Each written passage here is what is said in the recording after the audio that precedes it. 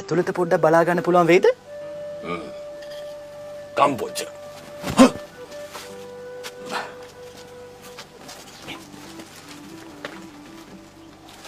එන්න පොච්ච.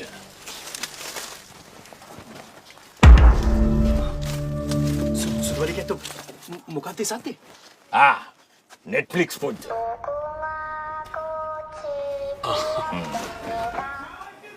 අර කවුද? වයිෆි පොච්ච.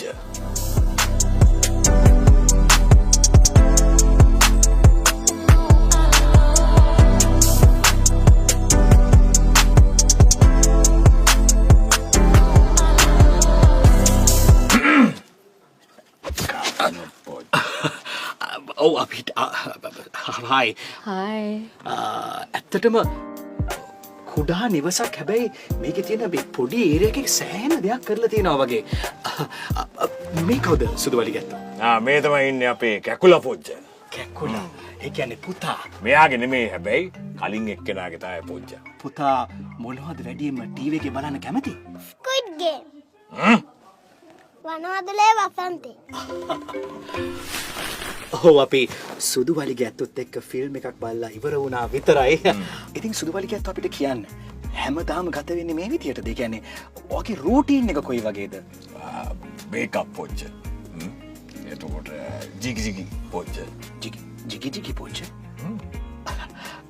අපි ඇඳක් එහෙම දැක්කේ නැහැ සුදුවලිගේ ඇත්තොත්. මේකේ right. ඊට පස්සේ මොකක්ද? so breakfast පොච්ච. breakfast. බොග පොච්ච. check email පොච්ච. social media පොච්ච. comments වලට reply පොච්ච.